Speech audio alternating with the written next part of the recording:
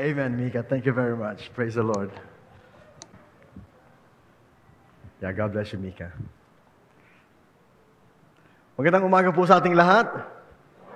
Amen. Praise the Lord. Kung kayo po ay may mga banal na kasulatan, ako po ay nagaya sa inyo sa aklat po ng mga Gawa, Kapitulo 18. Acts chapter 18.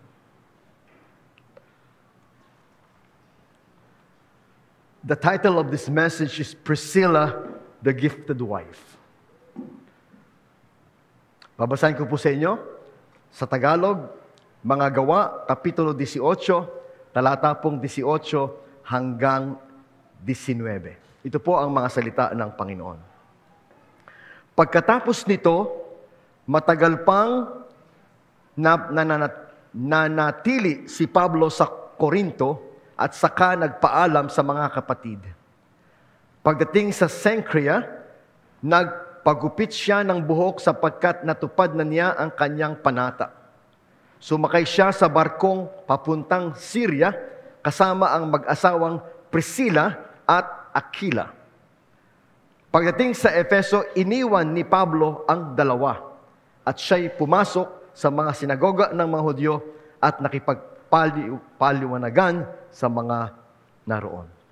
Pagpalain nawa ng Panginoon ang pagbasa ng kanyang mga salita, tayo po ay sandaling manalangin. Panginoon, kami po ay nagpapasalamat sa iyong mga salita na lagi po naming gabay at liwanag at kalakasan.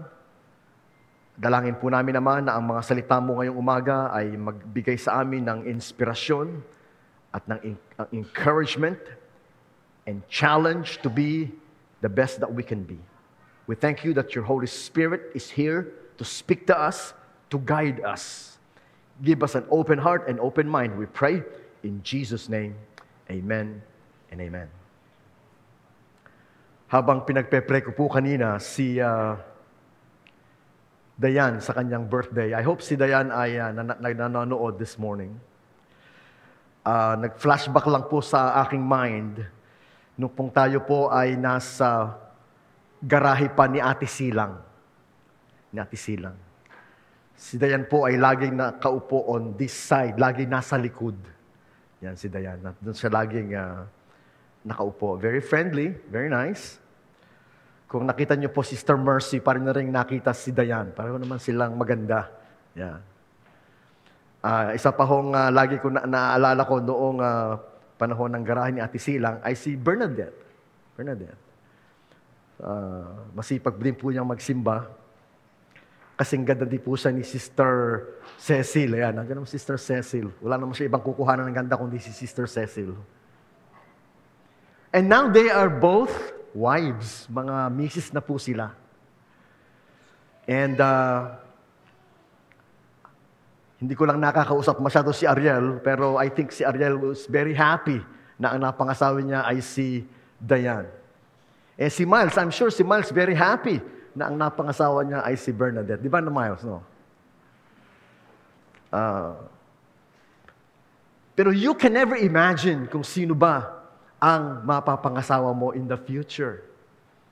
Isa pa pong masipag sa gawain natin palagi ay buti nandito, si Bless. Masipag po yan sa gawain. Kita yan po yung dating nagbibilang na kasamahan ni Sister Jojo. And then, nag-asawa po siya. At hindi naman nagkamali si Migs ng pagpili, no Migs?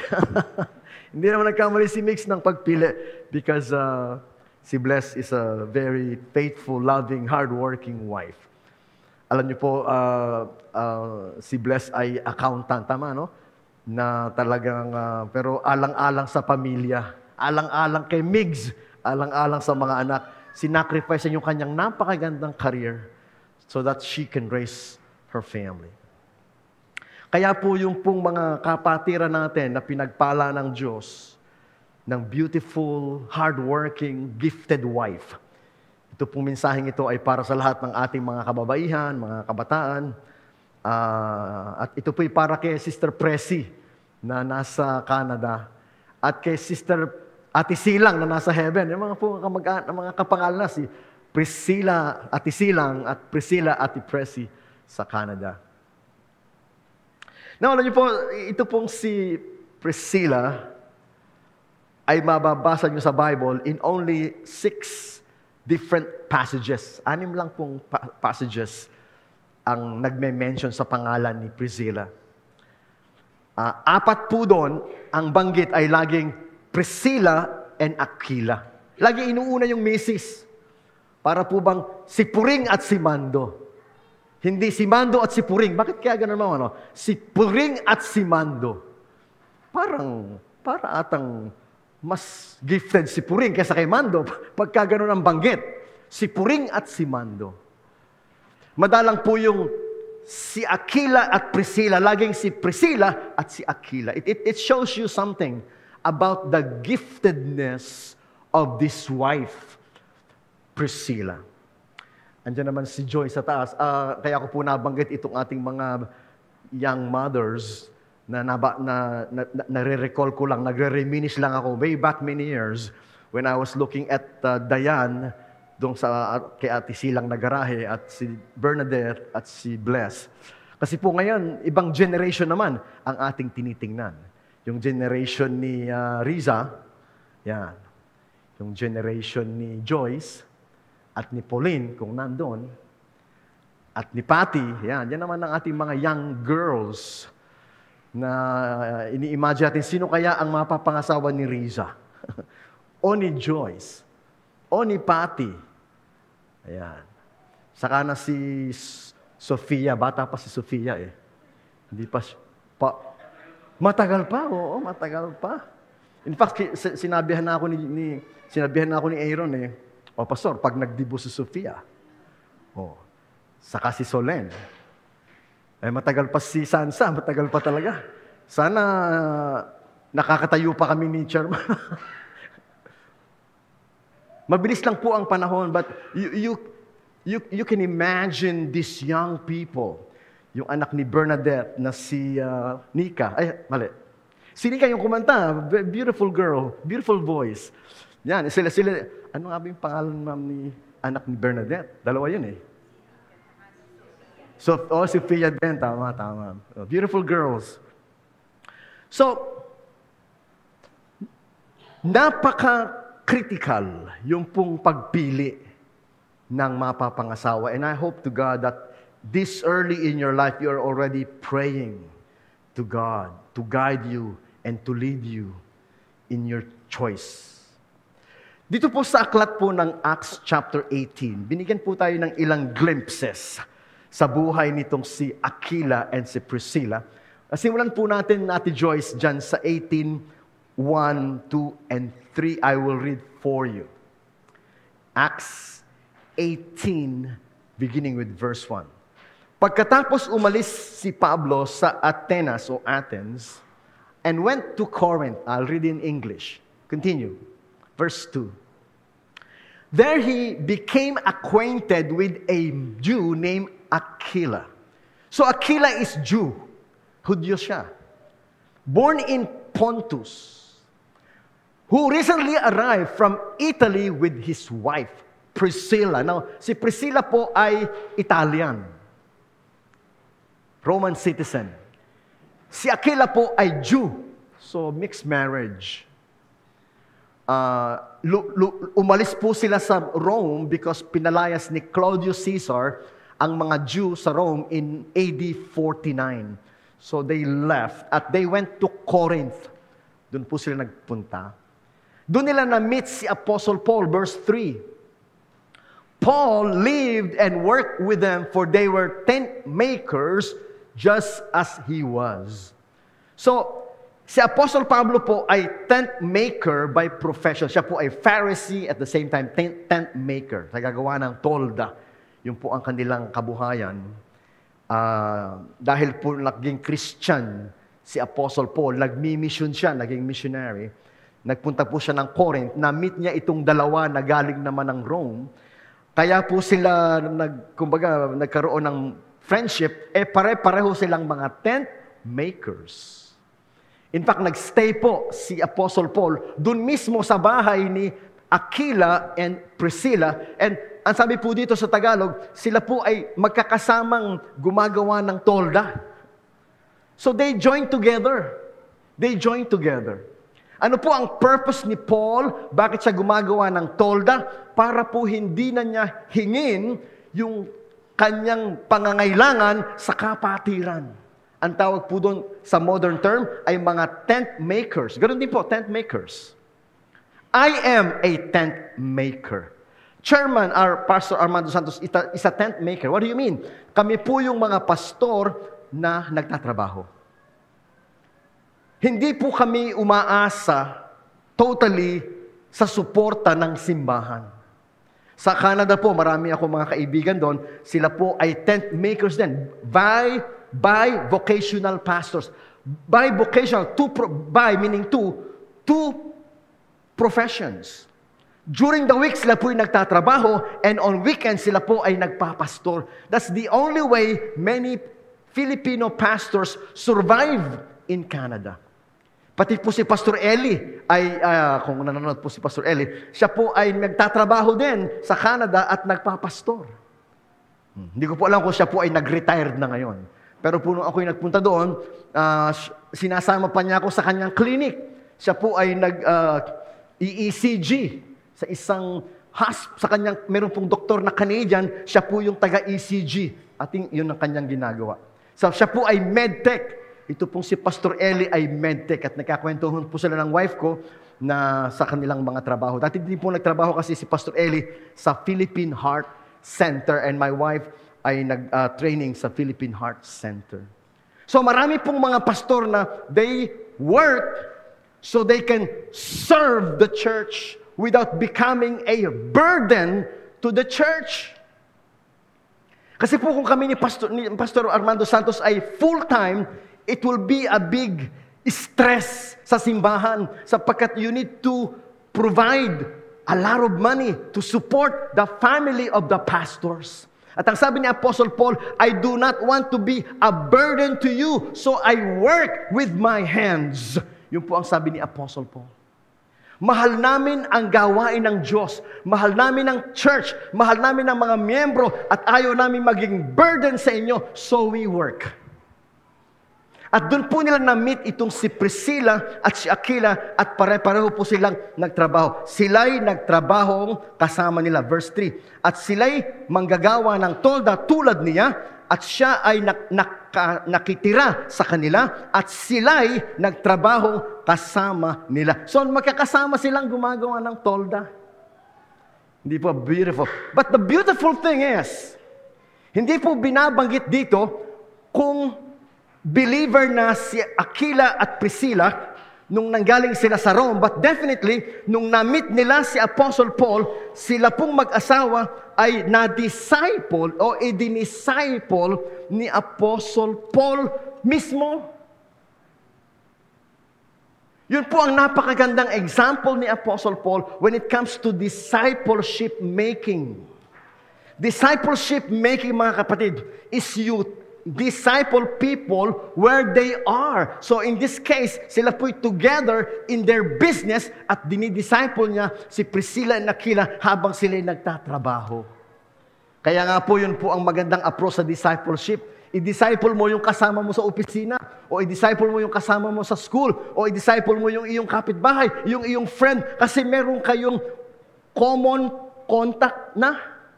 Magkasama kayo sa trabaho, magkasama kayo sa school, magkasama kayo sa neighborhood, best friend kayo.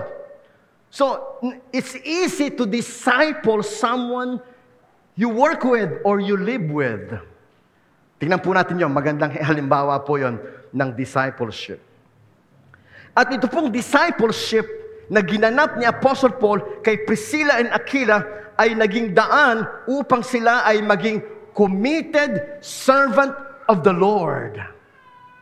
Na nung si Apostle Paul ay kailangang pumunta ng Epeso is sorry po. Isinama niya si Priscilla and Aquila. Isinama niya. And let me tell you, nung isinama niya, pasensya na po kung ako'y inuubo, kasi po, inuubo talaga ako. In fact, umiinom po ako ng gamot na antibiotics for isang linggo na sa ubo at ambroxol sa ubo. Kaya inuubo po talaga ako. Ang wife ko po, nahawak ko. Nag-antibiotics din siya. Kaya po pag kayo po yung nag-asawa, talaga po namang share kayo sa hirap at ginawa. Share kayo sa sakit, share kayo sa lahat. Kaya pasensya na po kayo kung ako'y inuubo po talaga ako. Yan. Anyway, so, na-disciple ni Apostle Paul si Priscilla and Aquila, and when the right time comes, isinama na niya sa ministry, isinama niya sa missions. I like that. And there was a time, ayan, sabi dyan, then he set sail for Syria, taking Priscilla and Aquila with him. At ang sabi po dito, iniwanan niya, verse 19, they stopped first at the port of Ephesus where Paul left the others behind. Yon. Pagdating sa Efeso, iniwan ni Pablo yung dalawa. Ayun, talagang very clear. Iniwan niya yung mag-asawa sa Efeso. At si Pablo po ay nagpatuloy papuntang Syria. Doon po talaga siya pupunta eh. Now, habang si Priscilla and Aquila ay nasa Efeso, sila po ay tent maker pa din. At the same time, nagmi-ministry sa mga taga-Ephesus. Isang araw, may napadaan doon na ang pangalan ay Apollos. Verse 26. Puntahan natin yung 26. Sa verse 26, ang sabi po dyan, when Priscilla, again, inuuna palagi si Priscilla, ma'am. Inuuna siya palagi. That is unusual naman kasi in the culture of the Jew, laging dapat nauuna yung asawang lalaki. Kasi siya ang head of the family. Laging siya. Pero in this case, laging inuuna yan si Priscilla. Priscilla and Aquila heard him preaching boldly in the synagogue. They took him aside and explained the way of God more accurately. So mga kapatid, kung paanong dinisciple ni Paul si Priscilla and Aquila, in this case, in Ephesus, ito namang si Priscilla and Aquila ang nagdi-disciple kay Apollos. Si Apollos po ay mighty preacher. Mighty preacher. In fact, binanggit ni Pablo si Apollos in many different places at sinasabi niya, sino ang kay Apollos, sino ang kay Pedro, sino ang kay Pablo. In other words, ipinapakitan ni Pablo itong prominent talent and ability ni Apollos. Pero matanong nyo, sino ang nagturo kay Apollos ng salita ng Diyos? Sino ang nag-disciple kay Apollos sa pagiging minister? Ito pong mag-asawa, si Priscilla and Aquila. Napakagaling. At alam niyo po ba na binabanggit din sa Bible kung saan si Priscilla and Aquila ay nagtayo ng tinatawag na house churches. House churches. Basahin po natin yan dito sa Maya 1 Corinthians 16.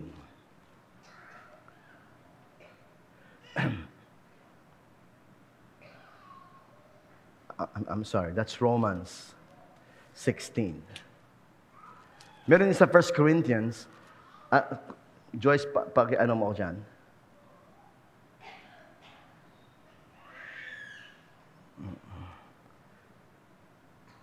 Hindi ko pala na, Phoebe, 3. Romans 16:3, thank you. Give my greetings to Priscilla. Inuuna naman si Priscilla. Inuuna talaga siya. Give my greetings to Priscilla and Aquila, my co-workers in the ministry of Christ Jesus. So yun po ang kanyang tawag sa dalawa yan. Co-worker ko yung mga yan. Co-worker ko sila. Verse 4. Verse 4. In fact, they once risked their lives for me. Ganoon po mga kapatid, kaloyal itong si Priscilla and Aquila kay Paul. They risked their lives for me. And I am thankful to them. So are all. All. Kasi kasama niya sa Corinth, kasama niya sa Ephesus, kasama niya sa Rome. Talaga pong binitbit niya itong si Priscilla and Aquila sa kanyang mga missions. Next verse. Yeah. Give my greetings to the church. Ayun pa. Also give my greetings to the church that meets in their home. Meron pong church na in-establish si Priscilla and Aquila mismong sa bahay niya. Hindi lamang po sa Rome, kundi sa Ephesus, ginagamit ni Priscilla and Aquila ang bahay nila sa gawain ng Panginoon. And let me tell you mga kapatid, I can relate to that 100%. Sapagkat nung kami po ay naging Christian, buong family po kami naging Christian, my father and I ay sabay binaptized sa ilog ng Cabiao River. Pareho kami nabaptized. Together with my sisters. I have 5 sisters. I'm the only brother. So, kami po ng 5 sisters ko and myself and my father, sabay-sabay kaming nabaptized. October 24, 1982. Hindi pa pinapanganak si Bernadette. Tama ba ako, Bernadette? Oo. Ang hindi po namin kasama sa baptism, ang nanay ko. Kasi po ang nanay ko, matagal siyang nakakawala doon sa kanyang pananampalataya. Last na siya, kahuli-hulihan siya, sumama sa amin, my mother. But now my mother is very faithful member of the church. Hindi po yan nawawala sa church, my mother. So, nung maging Christian po ang tatay ko, at kami magkakapatid, inopen po ng tatay ko yung aming bahay na mag-Bible study. So yung pong aming pastor, coming from San Isidro Nueva Ecija, pupunta sa amin, una Bible study lang. After a while, sabi ni pastor, mag-start na tayo ng gawain dito. Kasi before, pupunta pa kami ng San Isidro, pag Sunday ng umaga, pupunta kami doon, naka-tricycle kami. Ang layo po kaya noon, next town eh. Sabi niya, hindi, mag-start na tayo ng church sa bahay nyo. So, sa umaga, doon sila sa San Isidro, sa hapon doon sa bahay namin. At dumami na po kami sa bahay namin. Hapon po ang service namin sa bahay namin. Nakuha namin lahat ng mga kapitbahay, nakuha namin mga kamag-anak namin. So marami po doon, mga Mercado family, Ribo family, they are all members of the church. Praise the Lord. Kaya po nung sa bahay po namin, yung pong lumang bahay namin, Chairman, yung po yung napuntahan nyo, yung lumang bahay. Na kung natandaan ni Sherman, papasok ka, church. Pero pag tumingala ka, may mga kwarto, 1, 2, 3 na kwarto. Kwarto po namin yun. So, pagbukas ko po ng pinto ng kwarto, pag tingin mo sa baba, church. It was like that. It was like that until si pastor, nakabili sila ng lupa, nakapagpatayo sila ng church. It was like that for many, many years. And that made my calling even stronger. Nung natapos po ako ng high school, I went to Bible college because I want to serve the Lord. Ito pong si Priscilla and Aquila, ganun nila kamahal ang gawain ng si Ate Silang. Kaya po si Ate Silang mahal natin sapagkat si Ate Silang inoffer niya kay Chairman. Kasi po, nung may panahon na nagkaroon po ng division, yung mga kapatid ni Chairman kung saan-saan napunta. So, iniipon niya yung kanyang mga kapatid. Sumama si Sister Piling, sumama si Ate Silang. Sabi niya, Silang, dito tayo sa garahe ko. So for so long, doon tayo sa garahe ni Ate Silang. Ang kagandahan po sa garahe ni Ate Silang, pag liko mo dito, kainan na kami. Oh, Pastor, kainan daw kayo. Kain na kami doon kay Ate Silang. Kaya po meron tayong mga kapatid, deep love for Ate Silang and her family. Kaya po dinadalayan ko, ipapakisap ko sa inyo, ipapanalangin niyo po si Ralph, si Rhea, sapagkat sila na lang po natitira. Marami pong dinagdadaang hamon sa buhay si Ralph at si Rhea, ipag-pray niyo po sila. Hindi po atin dapat kaligtaan sila sa panalangin, sapagkat bilang pagtanaw po ng pagmamahal at utang na loob. Kay Priscilla, ano po ba apelyido niya? Mejia. Si Priscilla Mejia.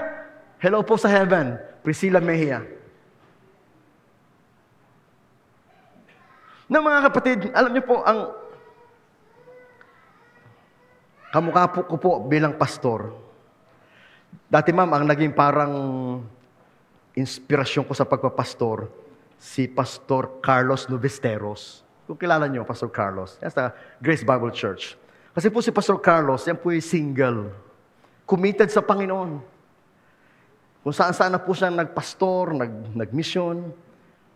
Lagi kami nagkukwentuhan yan. Nagkukwentuhan kami dahil pareho kaming single.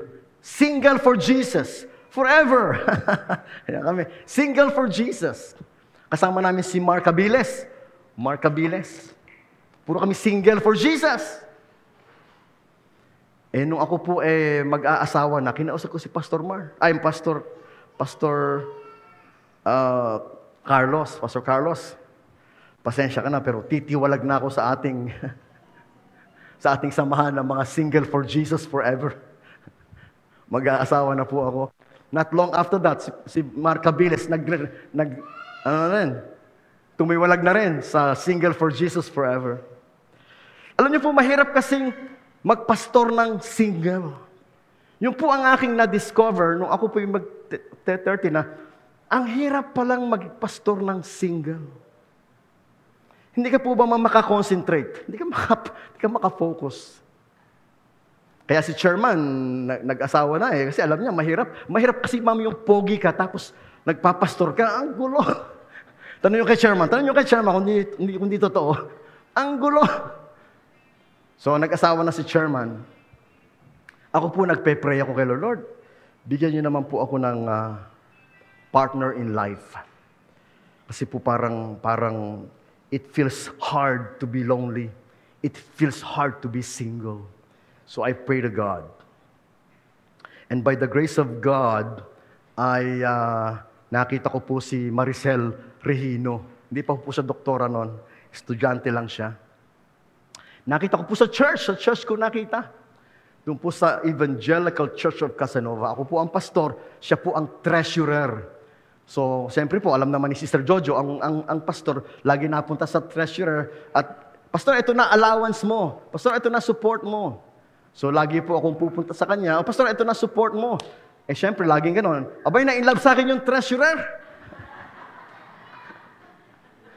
Dati po, ang lagi niya sabi sa akin, opo, pastor, opo, pastor. Sabi ko, napakabait naman ng aming treasurer. Opo, pastor, opo, pastor. Sabi ko, pwede na siguro tong pastor's wife. Mabait Aba, nung napangasawa ko na, nawala na yung opo, pastor. Nawala na. But you know what, mga kapatid, God gives you a partner in life. Because God knows you need a partner in life. Ang sabi nga po ng God, it's not good for man to be alone. So sooner or later, kung nakikinig si Raymond, sooner or later, Raymond, you need to find your better half. Si Amiel, sooner or later, you need to find your better half. Tingnan nyo naman, nakalimutan ko dyan ang name ng husband mo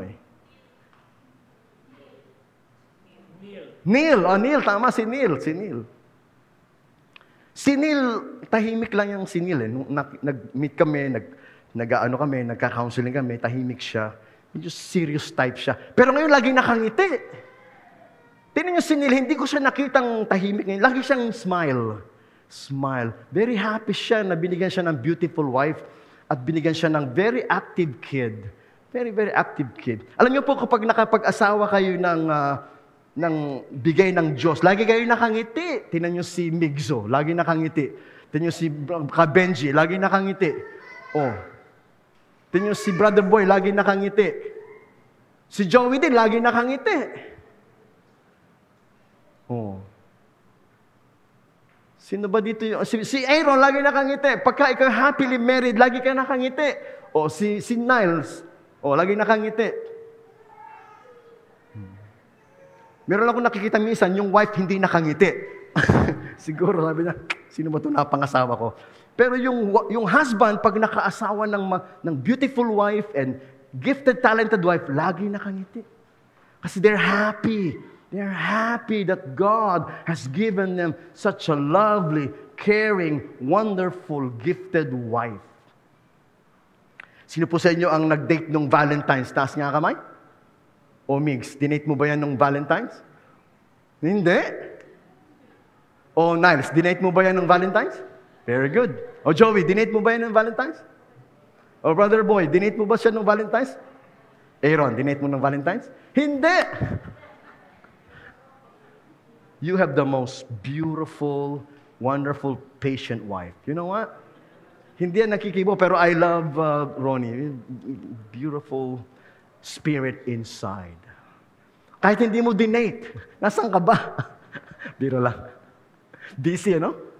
But let's talk about Priscilla. Yung mga, baka hahaba po ako eh.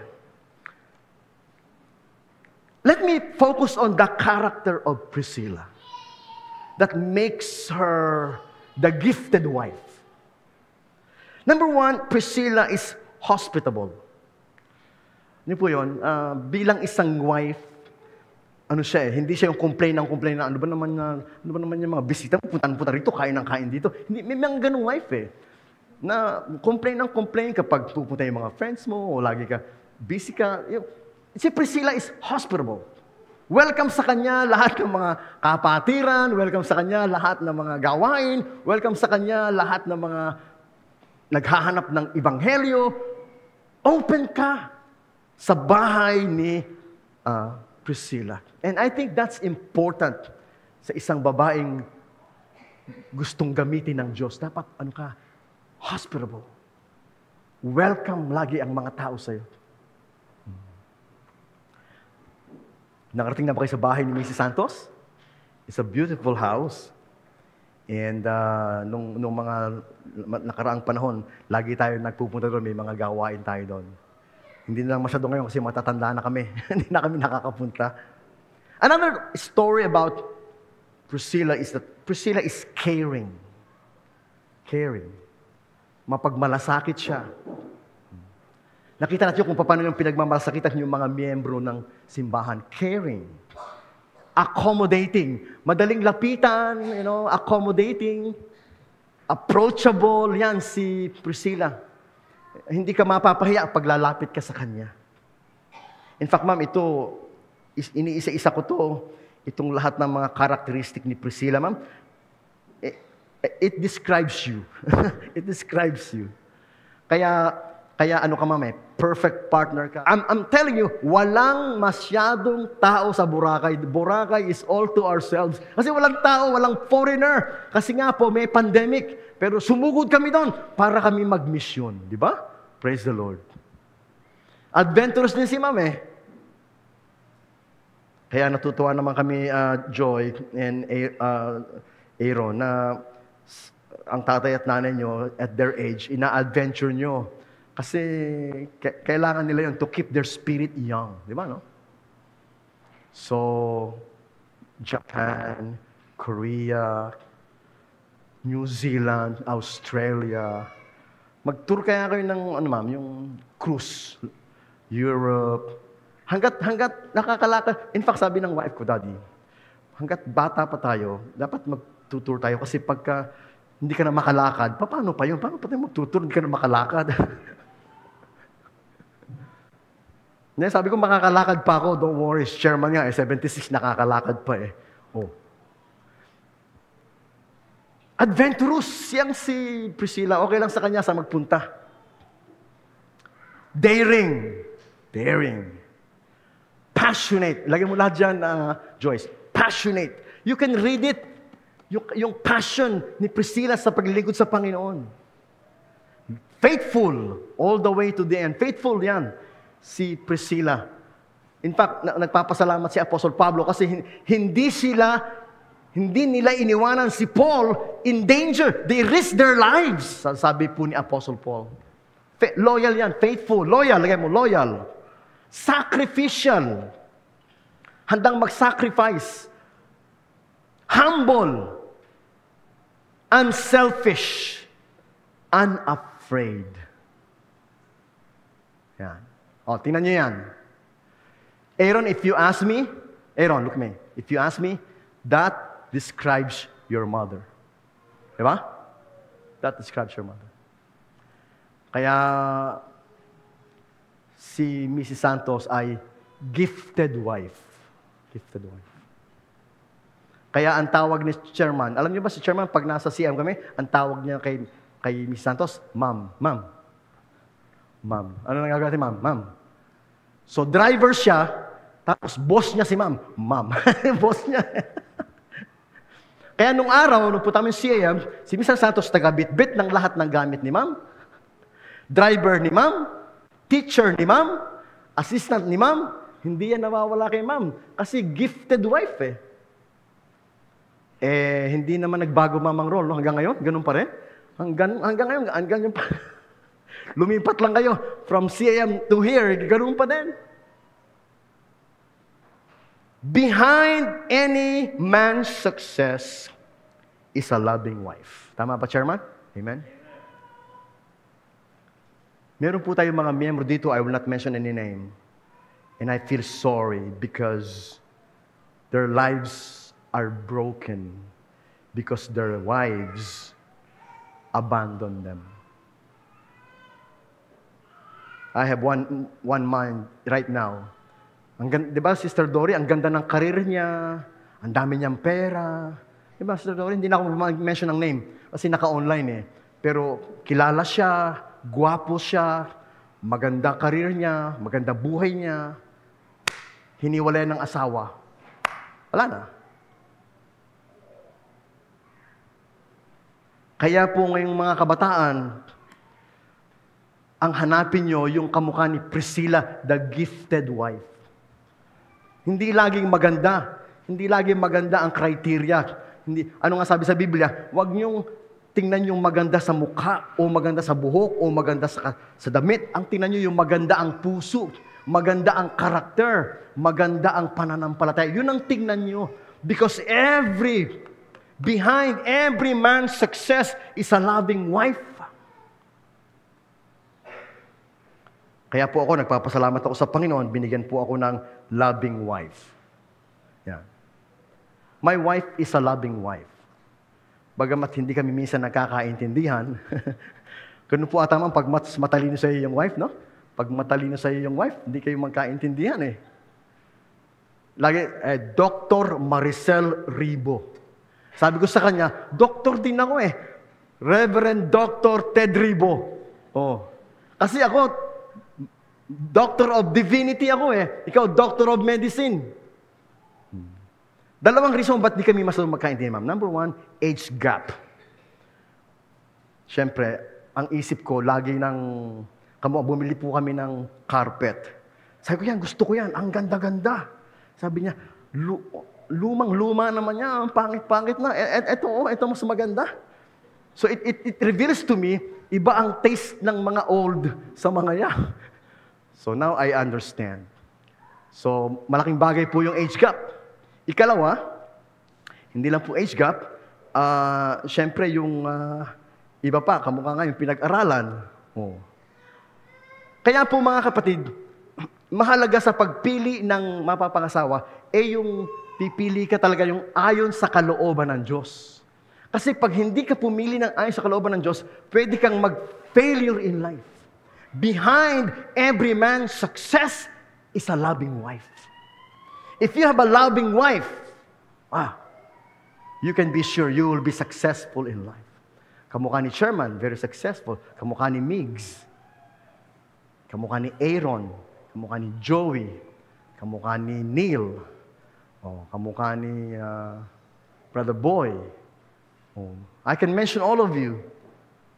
If you do not have a faithful, loving wife, you may not succeed in your calling in life. Kaya nga sabi sa Biblia, he who finds a wife receives a favor from the Lord. Your wife is a favor. Taas nga po kami ng gustong tumandang binata. Taas ang kamay. Yung tumandang binata. O Romy, gusto mo ba tumandang binata, Romy? Ayaw. Si Romy nga, ma'am, ayaw eh. Umiiling, ayaw niya tumandang binata. Gusto mo ba tutulungan ka ni Chairman maghanap? Sino pa gustong tumandang binata? Wala eh. Kasi malungkot yung nag-iisa. Lord, please give me a loving wife. God is going to give you a loving wife and a gifted wife at that. Pag ang wife mo gifted, tingnan si Ka-Junior. Si Ka-Junior. Oh. Naniniwala ba kayo na si Sister Dory hanggang ngayon very active? Nag-ALTO ka pa ba rin ba, Sister Dory? Nag-ALTO ka pa niyan? Oh.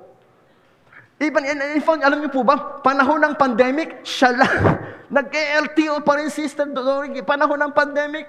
Napakasipag, napakaswerte naman ng asawa niyan. Oh. Kahit po ganyan na ang edad ni Ka-Junior, hindi niya ina-abandon yung asawa niya. Hahanga kayo kay Sister Dory gifted wife. Ayan. Yun lang po aking mensahe this morning and gusto ko po kayong batiin ng Happy Valentine's. Gusto ko po i-congratulate and dalangin ko po sa Panginoon na kayo pong mga wife ay maging kamukha ni Priscilla, gifted wife. Alam niyo po si Elizabeth. Hindi ba si Beth? Wala Gifted wife din si Elizabeth. In fact, hindi ko alam kung paano magsusurvive si Sister Kuya Perry kung wala si Elizabeth sa buhay niya. Yeah. Tayo po'y manalangin. Panginoon, salamat po sa pagkakataon ngayong umaga na i-recognize ang aming pong mga beautiful ladies and beautiful wives, gifted wives. Our church will never be the same without these gifted mothers and gifted wives.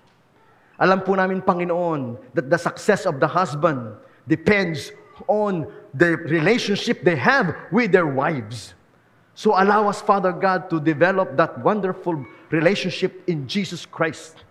That we work together as partners, serving the Lord together. Dalangin po namin na ma-encourage mo, Panginoon, ang bawat isang kababaihan namin na ibigay ang best nila kung paano ibinigay ni Priscilla ang best niya sa Panginoon. I-partner mo sila, Panginoon, sa mga tunay na naglilingkod sa Diyos so together we can shake this world for the kingdom of Jesus Christ. And Father, we pray, tulungan mo po ang Good Neighbor Christian Fellowship na ma-develop namin ang aming mga kababataang babae, mga kababaihan namin to be like Priscilla, the gifted girl that becomes a gifted wife. Dalangin po namin, Panginoon, aming mga lolo, lola, at mga mami na nandito na kami maging magandang inspirasyon ng mga kabataan because we are devoted like Priscilla. We are loyal, we're passionate, we're generous like Priscilla. Because God, you're calling these ladies of influence. Leadership is influence. Priscilla was a leader because she has influenced people for Jesus together with her husband. So, Father, dalangin po namin na tulungan mo po na maging seryoso ang aming mga kabataang babae sa kanilang paglilingkod sa Panginoon, pagmamahal sa Panginoon. Tulungan po lahat kami na maging tunay na mga lingkod ng Diyos. Nagpapasalamat kami, sa simbahang ito, marami kaming role model. Lord, thank you. Sa simbahang ito, marami kaming role model na kamukha ni Priscilla, the gifted wife. And thank you, Father God, for their influence in this church, their leadership in this church, and their inspiration in this church. May you give them good health, long life, and may their tribes increase. And you fill this church with people like Priscilla. This is our prayer in Jesus' name. Amen and amen. God bless you.